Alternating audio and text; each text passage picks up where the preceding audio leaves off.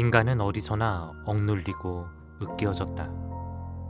인간은 어디서나 홀로 버려진 채 죽어가고 있었다. 이 충격적인 경험이 내 기나긴 여정의 출발점이었다. 나는 내가 받은 신앙에 더 이상 만족할 수 없었다. 내게는 다른 것이 필요했다. 하느님이 침묵하시는 죽음의 밤에도 복음은 여전히 의미가 있는가? 나는 그리스도가 어떠한 분인지 알고 싶었다. 그분의 메시지가 무엇인지, 내가 받은 가르침과는 전혀 다른 방식으로 그분을 알고 싶었다.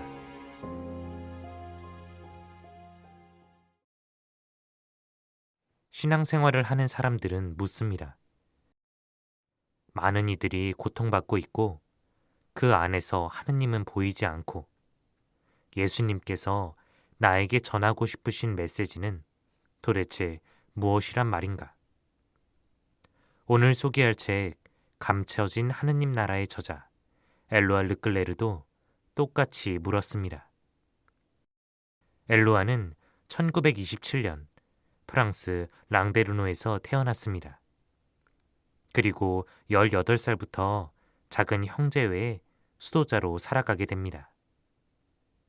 수도자로서의 삶이 주는 기쁨도 비교적 잠시였을 겁니다. 1939년 인류 역사의 아픔인 2차 세계대전이 시작되었고 약 4년 뒤인 1944년엔 나치에 의해 강제징용 생활을 하게 됩니다. 짐승처럼 우리 안에 갇혀 구타당하고 학살당하는 경험. 그것은 말 그대로 지옥이었습니다.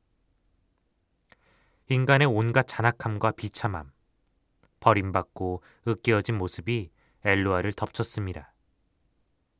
수도자인 그에게도 어둠의 밤은 피할 수 없는 고통이었습니다. 이 어둠 속에서 하느님을 볼 수 없었습니다. 강제수용소 다하우에는 정말 하느님이 계시는 것일까요? 우리와 함께 하시는 하느님이시라고 하는데 복음에서 분명 그리 말하고 있는데 예수님, 당신께서 말씀하신 복음은 무엇입니까? 엘루아 르클레르는 단순히 예수님의 생애를 말하려 하지 않습니다. 예수님께서 직접 겪으신 고통과 자신의 경험 안에서 나타난 하느님이 교차합니다. 과연 엘루아는 감춰진 하느님, 그분의 나라를 볼 수 있었을까요?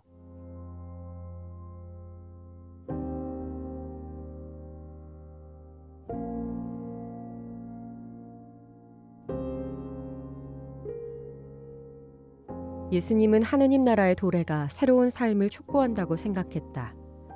이는 내세에서뿐만 아니라 이미 현세에서 시작되는 삶이다. 인간 관계의 측면에서도 그러하고 인생의 시각에서도 그러하다. 이와 관련하여 예수님은 사람들의 삶이 대체로 걱정 속에서 흘러간다는 것을 너무도 잘 알고 계셨다. 의식주에 대한 걱정, 돈 걱정과 내일에 대한 걱정. 인간과 물질의 관계는 걱정과 두려움의 지배를 받는다. 필요한 것을 소유하고 있지 않다는 걱정과 두려움은 곧 불필요한 것에 대한 걱정과 두려움이다. 이것 또는 저것을 더 이상 가지지 못한다는 걱정과 두려움은 이것 또는 저것을 잃게 될까 하는 걱정과 두려움인 것이다. 이는 사람이 날마다 질질 끌고 다니는 무거운 족쇄다. 예수님은 이 걱정과 두려움의 족쇄가 하느님 나라의 새로운 삶에 부합하지 않는다고, 새로이 하느님과 가까이 살아가는 삶에 마땅하지 않다고 보았다. 예수님은 우리가 그러한 무거운 짐에서 벗어나기를 절대적으로 원한다. 예수님은 우리에게 하느님의 자녀답게 걱정과 두려움을 뛰어넘는 삶, 그리고 이를 통해 참으로 인간다운 삶을 살 것을 제안한다. 어느 날 예수님은 제자들에게 이렇게 말했다. 여러분의 목숨을 위해 무엇을 먹을까? 혹은 무엇을 마실까? 또 여러분의 몸을 위해 걱정하지 마십시오. 목숨은 양식보다 더 소중하고 몸은 옷보다 더 소중하지 않습니까? 하늘의 새들을 눈여겨보십시오. 그것들은 씨를 뿌리지도 않고 추수하지도 않을 뿐더러 곳간에 모아들이지도 않습니다. 그러나 여러분의 하늘 아버지께서는 그것들을 먹여주십니다. 여러분은 그것들보다 더 귀하지 않습니까? 여러분 가운데 누가 걱정한다고 해서 제 수명을 단 1시간인들 보탤 수 있습니까? 여러분은 왜 옷 걱정을 합니까? 들에 핀 나리꽃들이 어떻게 자라는지 지켜보십시오. 그것들은 애쓰지도 않고 길쌈도 하지 않습니다.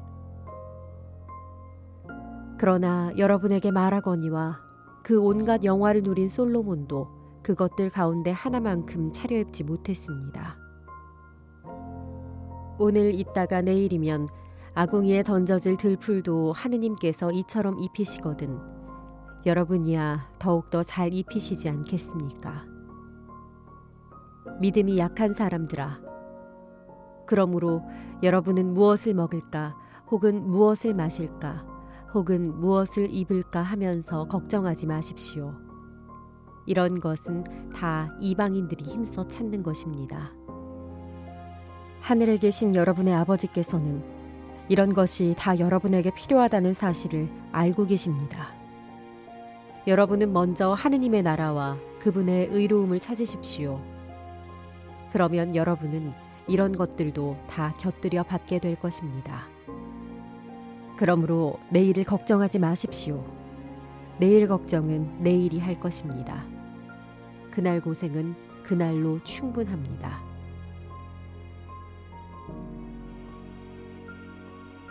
이 말씀은 아무 걱정을 하지 말고 무사태평한 목가적 생활을 꿈꾸라는 권유가 아니다. 오해하지 않도록 하자. 예수님은 새들도 먹이를 구하러 부지런히 찾아다닌다는 것을, 새들의 둥지가 저절로 만들어지는 것이 아님을 잘 알고 계셨다. 예수님은 나날의 고생을 부정하는 것이 아니다. 그날의 고생은 그날로 좋게해야 한다고 말씀하시는 것이다. 예수님이 이렇게 말씀하시는 의도는 사람들에게 노력하지 말라는 것이 아니라 가치들의 우선순위를 다시 세우라는 것이다. 예수님이 보시기에 최고의 가치는 물질이 아니라 사람이다. 그런데 사람은 걱정과 두려움의 지배를 받아 물질에 종속되어 있다. 예수님은 사람을 해방하여 그 존엄성을 회복해주고자 한다. 그것이 어떻게 가능한가? 인간의 실존을 궁극적이고 절대적인 안정 속에 뿌리를 내리게 함으로써 가능하다. 예수님에게 걱정과 두려움의 반대는 무사태평이나 앞날에 대한 무념무상이 아니라 신뢰다. 어떠한 일이 있어도 신뢰하는 것이다. 이러한 신뢰의 비밀을 예수님은 이렇게 드러냈다. 하늘에 계신 여러분의 아버지께서는 이런 것이 다 여러분에게 필요하다는 사실을 알고 계십니다. 여러분의 아버지, 이것이 핵심이다. 예수님이 이 단어를 발음하실 때 모든 진실이, 모든 깊이가, 그분이 자녀로서 체험한 모든 감정이 그 안에 담겨 있다. 곧 하느님께서 사람에게 새롭게 믿기지 않을 정도로 가까이 계시며 하느님과 나누는 소통의 은총이 아드님 안에서 모든 사람에게 주어졌음을 의미한다. 이 경험을 통해 예수님이 사람들에게 편안하고 안정된 삶, 온갖 소란과 고통에서 안전한 삶을 약속하시는 것은 분명 아니다. 예수님은 사람들에게 온갖 위험과 악에서 안전이 보장된 보험을 제공하는 것이 아니다. 그러한 것이 아니다. 예수님은 사람들에게 최종적이고 결코 파괴되지 않을 안전, 가장 비극적인 삶 속에서도 그러할 안전을 제공한다. 예수님을 따라 하느님께서 새롭게 가까이 계심을 받아들이는 사람은 언제나 무슨 일이 있어도 온누리의 지고한 원리이신 분과 맺은 자녀 관계를 유지하고 그분을 향해 자녀로서 나아갈 수 있기 때문이다. 예수님의 이러한 가르침이 어느 정도로 이해되어야 하는지 한 가지 예를 들고자 한다. 제2차 세계대전 때 부헨발트 강제 수용소에 수용되어 있던 나는 어느 날 헝가리 출신의 유다인들이 우리가 사는 지옥으로 송환되어 온 것을 보았다. 그들은 모두 가엾은 처지였다. 시간이 지나면서 우리는 그들 가운데 어떤 이들, 특별히 그들 가운데 한 사람과 친분을 맺었다. 그는 우리에게 자신이 모든 것을, 아내와 아이들과 재산을 잃었다고 털어놓았다. 그러면서 그와 그의 동료들은 지금 이곳에서 멀지 않은 아우슈비츠 수용소로 이송되기를 기다리고 있다고 말했다. 그는 그곳에 끝이 있을 것이라고, 가스실과 화장 가마가 있을 것이라고 말했다. 우리가 놀란 표정으로 그를 유심히 보는 동안 그는 매우 차분하게 그러한 말들을 했다. 프로테스탄트로 개종한 이 유다인은 다음의 복음 구절을 인용했다. 여러분의 아버지는 여러분에게 필요한 것을 알고 계십니다. 이 사람은 분명 문지방을 넘었던 것이다. 걱정과 두려움 저편으로 건너갔던 것이다. 그는 아드님의 세상으로 들어가 있었다. 물론 이는 극단적인 예일 수 있지만 예수님의 메시지를 원래의 뜻 그대로 이해한 것이기도 하다. 예수님은 청중에게 들에 핀 나리꽃들이 어떻게 자라는지 지켜보시오라고 말하면서 하느님 나라를 들꽃 수준에 둔 것이 아니다. 우리가 필요한 것을 아시는 아버지께서 무한히 배려한다고 해서 하느님의 신비가 사라지는 것도 아니다. 오히려 그 고귀한 거룩함 안에서 그 신비가 인간에게, 곧 하느님과 새롭게 가까워진 인간에게 주어진다. 오, 얼마나 놀라운 사랑의 신비인가. 그런데 이 신비를 받아들일 수 있으려면 절대적인 신뢰를 가져야 한다. 완전한 자기 비움의 어두운 밤을 통해서만 비로소 그 충만한 경지에 도달하는 신뢰다. 따라서 이 복음 구절을 지나치게 감상적으로, 너무 비좁은 인간의 시각으로 읽지 않도록 주의해야 한다. 예수님이 우리에게 드러내 보여주신 하느님의 자애는 우리에게 안락한 삶, 갈등이나 어려움이 없는 삶을 약속하지 않는다. 오히려 하느님의 자애는 인간적인 작은 타협들을 모두 깨뜨린다. 참으로 유일하게 안전한 친밀함, 예수님이 우리에게 제안하는 결코 파괴되지 않을 유일한 안식처, 사람이 사람답게 성장할 수 있는 유일한 곳이 바로 우리 곁에 계시는 하느님의 새로운 현존이며, 이를 통해 우리는 거룩함의 신비에 눈을 뜨게 된다.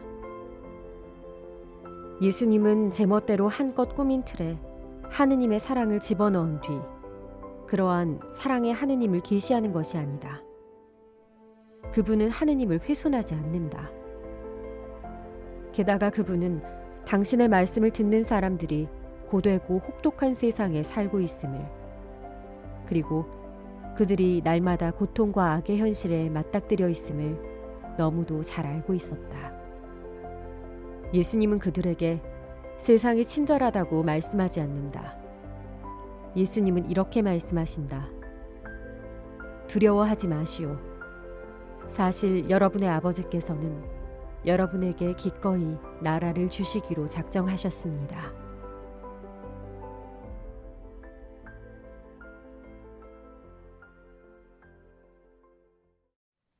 고통이 가득한 어두운 밤. 그 어둠 속에서 예수님은 판타지 소설에서 나올 법한 기적으로 그곳을 밝히시지 않으십니다. 오히려 예수님께서는 신뢰할 것, 정확히는 적극적으로 우리 자신을 비워내며 당신을 신뢰하라 말씀하십니다. 어쩌면 이 신뢰야말로 하느님을 볼 수 있는 최초의 빛이 될 수도 있습니다. 지금도, 내일도 저와 여러분, 그리고 모든 사람에게 고통은 사라지지 않을 것입니다. 그 고통 속에서도 우린 감춰진 하느님 나라를 볼 수 있을까요? 얼마만큼 주님을 신뢰할 수 있을까요? 앞으로도 계속 고통을 마주해야 할 엘루야에게도 이 신뢰는 유지될 수 있는 것일까요? 감춰진 하느님 나라에서 신앙의 신비를 느껴보셨으면 합니다. 오늘은 여기까지입니다. 아침이 가까이 오고 어둠은 새벽의 빛으로 다시 색칠될 것입니다. 내일은 오늘보다 덜 고통스럽고 더 기쁜 날이길 기도합니다. 엘루아가 전한 이야기, 그리고 주님과 함께 좋은 밤 되세요.